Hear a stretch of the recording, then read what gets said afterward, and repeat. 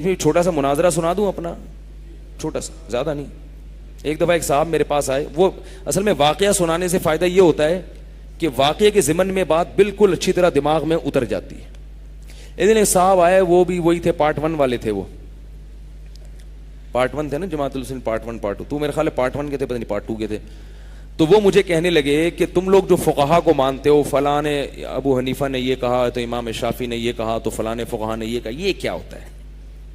قرآن کہہ رہا ہے اتبعوا ما انزل الیکم من ربکم, اللہ نے تم پر جو قرآن نازل کیا صرف اور صرف اس کے پیچھے چلو, صرف اس کے پیچھے چلو. ولا تتبعوا من دونہ اولیاء, اور اس کے کو چھوڑ کر کسی اور کو فالو مت کرو. تو جب خاموش ہوئے, میں نے کہا قرآن میں جو اللہ نے کہا کہ اس کتاب کے پیچھے چلو جو نازل ہوئی ہے, تو پوری کتاب مراد ہے یا آدھی مراد ہے؟ پوری کے پیچھے چلیں یا آدھی؟ میں سمجھ گیا کہ وہ کیا ہو گئے ہیں, پریشان. کہنے گا یار یہ تو مسئلہ خراب ہو گیا, پتہ نہیں کون سی آیت پیش کریں گے مولوی صاحب. میں نے کہا پورے کے پیچھے چلو یا آدھے کے؟ اس نے کہا پورے کے. میں نے کہا پورے میں یہ بھی تو ہے وَاتَّبِعْ سَبِيلَ مَنْ أَنَابَ إِلَيَّ, اس شخص کے پیچھے چلو جو میرے راستے پر چل رہا ہے بھائی. تو اب دو قسم کی آیتیں ہیں, ایک آیت میں ہے کہ ڈائریکٹ قرآن پہ چلو, اور ایک میں ہے اس کے پیچھے چلو جو ڈائریکٹ قرآن پہ چل رہا ہے, یعنی گویا ڈائریکٹ نہیں چلو بلکہ اس کے پیچھے چلو جو قرآن پہ چل رہا ہے.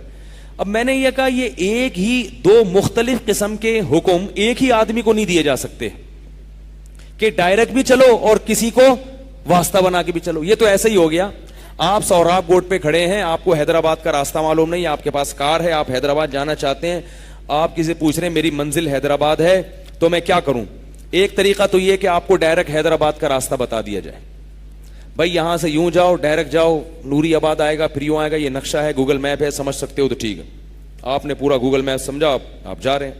اور ایک طریقہ یہ کہ یار آپ گاؤں کے دیہاتی ہو, آپ کو گوگل میپ کا نہیں پتا, ٹھیک ہے نا, آپ کو کچھ بھی نہیں پتا گوگل میپ کے نوری آباد کدھر ہے, تو پھر آسان یہ کہ بھائی اس کو آتا ہے, یہ جو ٹرک جا رہا ہے نا حیدرآباد, اس کے پیچھے پیچھے چلو, یہ وہیں جا رہا ہے.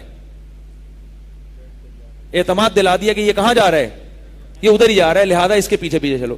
اب آپ جب اس کے پیچھے پیچھے جا رہے ہیں تو وہ آپ کو بلا کے کہتا ہے نہیں ڈائریکٹ جاؤ, کہتا ہے ڈائریکٹ جاؤں, اچھا میں ڈائریکٹ, نہیں ڈائریکٹ نہیں جاؤ, اس کے پیچھے چلو. تو کہتا ہے بھائی یا تو ڈائریکٹ جاؤں گا یا پیچھے چلوں گا. آپ کہتے نہیں دونوں حکم کو ایک ہی وقت میں فالو کرو, ڈائریکٹ بھی جاؤ اور اس کو فالو بھی کرو. وہ کہے گا یہ کیا درد سر ہے بھائی.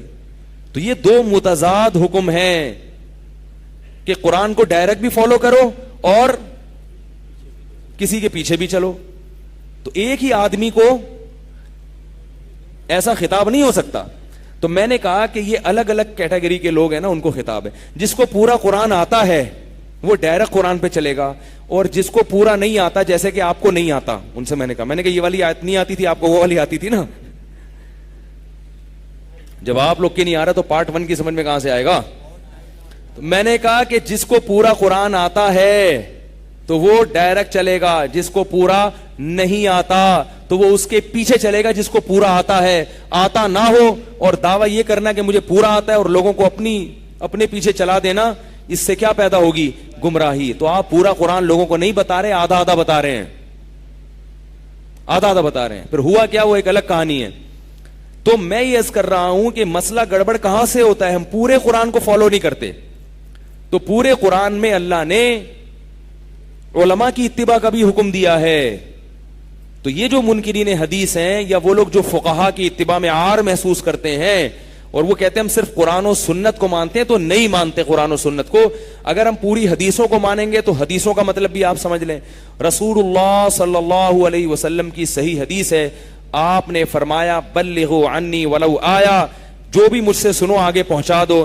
اور فرمایا رب حامل فقہ غیر فقیہ, بہت سے لوگ علم کی بات جانتے ہیں مگر سمجھتے نہیں ہیں, تو تم ایسے تک پہنچا دو گے جو تمہارے پہنچانے سے جان لے گا اور اس کا مطلب سمجھ بھی لے گا. تو پتا چلا کہ حدیثوں میں ہر حدیث کا مطلب ہر ایک کی سمجھ میں نہیں آتا. کچھ لوگ سمجھ لیتے ہیں اور کچھ نہیں سمجھتے. تو جو نہیں سمجھتے وہ ان کو فالو کریں گے جو سمجھتے ہیں. تو اس لیے اپنے آپ کو یہ کہنا کہ میں, جیسے آج کل ایسے پروفیسر پیدا ہو رہے ہیں کہ ہم کسی کو نہیں مانتے, ان کو فقہا کے حوالے دو, علماء کے حوالے دو, نہیں مانتے, ہم نہیں مانتے.